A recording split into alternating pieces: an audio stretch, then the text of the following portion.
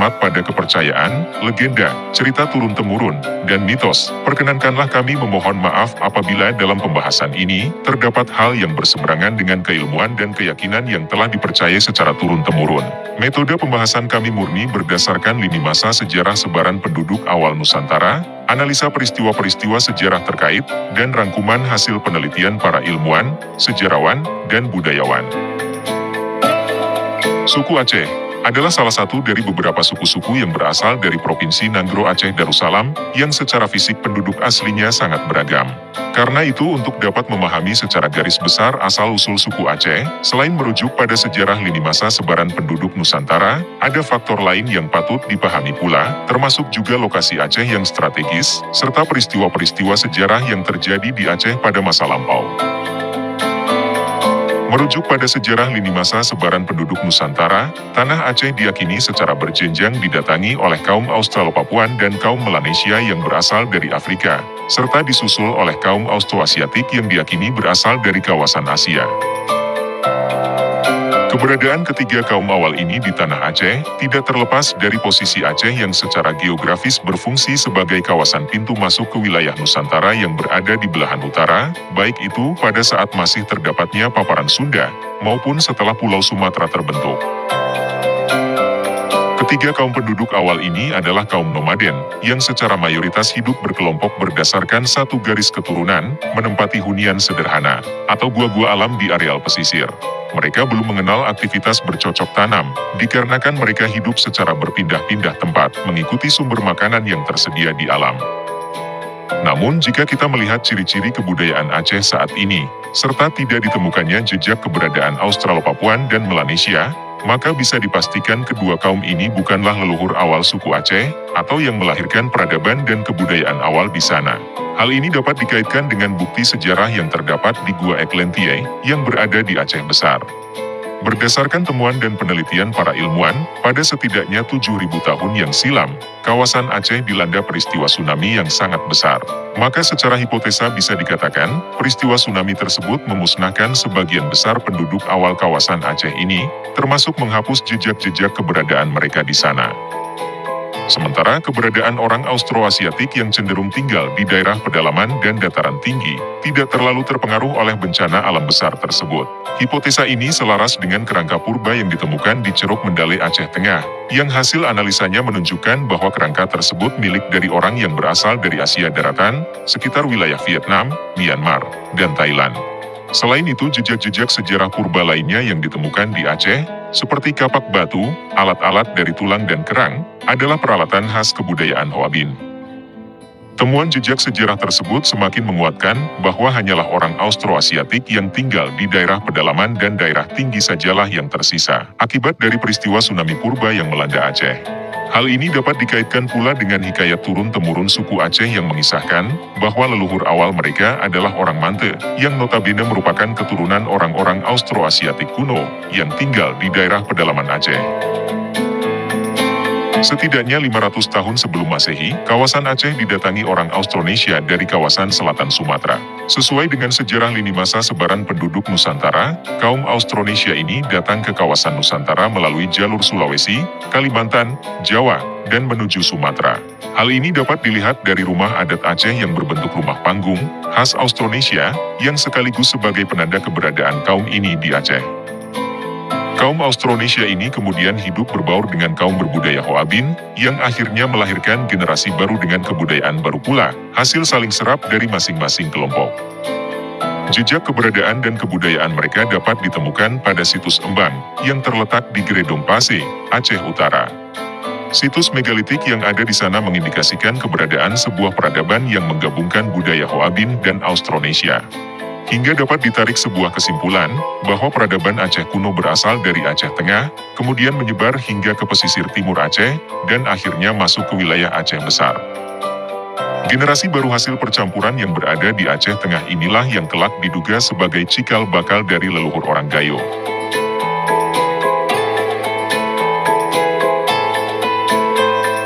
Pada abad 1 Masehi, terjadilah demam emas di Sumatera yang diinisiasi oleh orang-orang India Selatan dari kerajaan Satavahanas. Seperti halnya yang terjadi pada daerah lain di Sumatera dan di Jawa, kaum India ini kemudian mulai menetap dan membentuk pemukiman yang sekaligus berfungsi sebagai gerbang transportasi dan perdagangan, sekaligus sebagai pusat perwakilan pemerintahan mereka. Maka pada sekitar abad 5 terbentuklah beberapa kawasan pemukiman India di pesisir utara Aceh, yang antara lain bernama Indrapurwa, Indrapatra, Indrapuri, Samaindra, dan Sanghela. Pada sekitar abad 8, keseluruh pemukiman India tersebut bernaung dalam satu sistem pemerintahan di bawah Lamuri yang berbasis agama Hindu. Sayangnya tidak banyak yang diketahui tentang sejarah Lamuri kuno ini, demikian pula halnya dengan jejak peradaban Hindu yang berkembang di sana. Dengan semakin membesarnya kawasan pemukiman India tersebut, percampuran atau perkawinan silang antara orang India dengan para penduduk asli Aceh pun tidak dapat dihindari, khususnya mereka yang berada di kawasan sekitar pesisir timur dan utara, atau di kawasan Aceh Besar dan pesisir Pidi saat ini.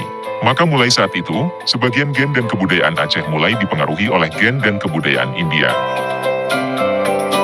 Sebagai kawasan perniagaan di gerbang utama Sumatera dan kawasan Nusantara, pesisir Aceh menjadi magnet bagi berbagai macam bangsa untuk melakukan perdagangan di sana, termasuk bangsa Cina, Arab, dan Persia. Pada pertengahan abad 8, seorang bangsawan Persia beragama Islam, bernama Syahrian Shah Salman Al-Parsi, menikahi salah seorang putri yang ditenggarai berasal dari Lamuri. Tak lama setelah itu, beliau pun mendirikan kawasan perniagaan bernama Jempa di pesisir timur Aceh. Maka sejak saat itu, Aceh tidak saja sebagai tempat pertama meleburnya ras Persia, tetapi juga tempat pertama kali berdirinya sebuah kota Islam di kawasan Nusantara. Sebagai catatan, meskipun sejarah umum mengatakan Jempa sebagai sebuah kerajaan, namun hal ini tidak sesuai dengan keyakinan Syahrian Shah yang beragama Islam, di mana nama dan sistem kerajaan identik dengan budaya Hindu. Oleh karena itu kami lebih percaya Jempa merupakan sebuah kawasan kota perniagaan yang mendapatkan hak otonomi khusus dari Lamuri. Selanjutnya, pengaruh budaya Timur Tengah dan Islam semakin menguat di Aceh dengan berdirinya Kesultanan Perlak pada sekitar abad 9. Perlak pun kemudian menjelma sebagai sebuah pusat perekonomian besar di Sumatera, untuk komoditas seperti kayu untuk bahan baku kapal, serta lada, yang bibitnya dibawa pertama kali dari daerah Malagasy, dan ditanam di Aceh oleh para saudagar Arab dan Persia. Pada periode ini pula diyakini, agama dan kebudayaan Islam perlahan mulai tersebar ke berbagai pelosok Aceh, dan ke beberapa wilayah kongsi perdagangan Perlak. Pada masa kejayaan Kedatuan Sriwijaya, yang kemudian dilanjutkan dengan Kerajaan Darmasraya, kebudayaan Aceh pun mulai dipengaruhi dengan kebudayaan Melayu, termasuk bahasa Melayu yang berasal dari kedua kerajaan besar tersebut.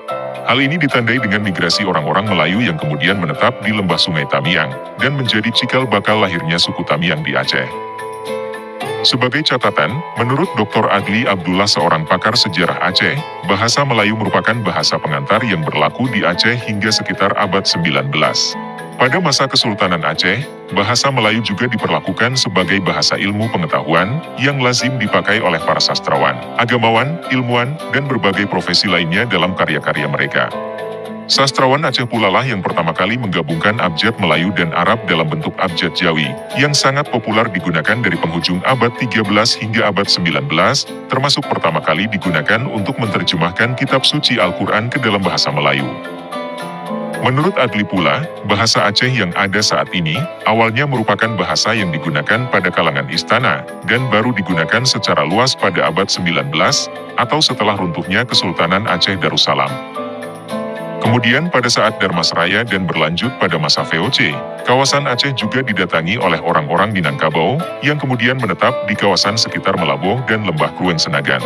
Generasi keturunan merekalah yang akhirnya kelak melahirkan bahasa Anek Jame, yaitu bahasa Minangkabau yang telah terpengaruh aksen, dialek, dan bahasa Aceh. Selanjutnya pada abad 15, kerajaan Islam Champa yang berada di barat Vietnam, diserang oleh bangsa Khmer yang mengakibatkan terjadinya pengungsian besar-besaran masyarakat Champa ke berbagai daerah, termasuk ke Aceh.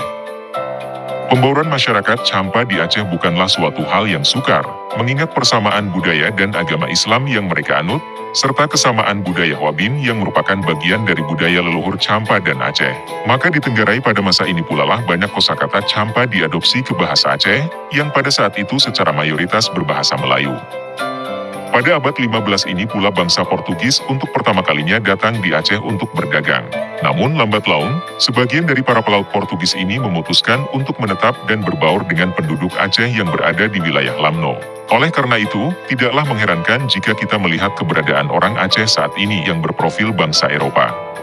Selanjutnya Kesultanan Aceh yang berafiliasi dengan Kesultanan Ottoman Turki, membuat berbagai macam ras lain kembali berdatangan ke Aceh, termasuk orang Abyssinia yang berasal dari Afrika, yang saat itu datang sebagai bagian dari tentara Ottoman yang diperbantukan di Aceh. Maka lagi-lagi, terjadilah pembauran kaum Afrika dengan penduduk Aceh, yang semakin membuat keragaman ciri fisik bagi sebagian masyarakat Aceh.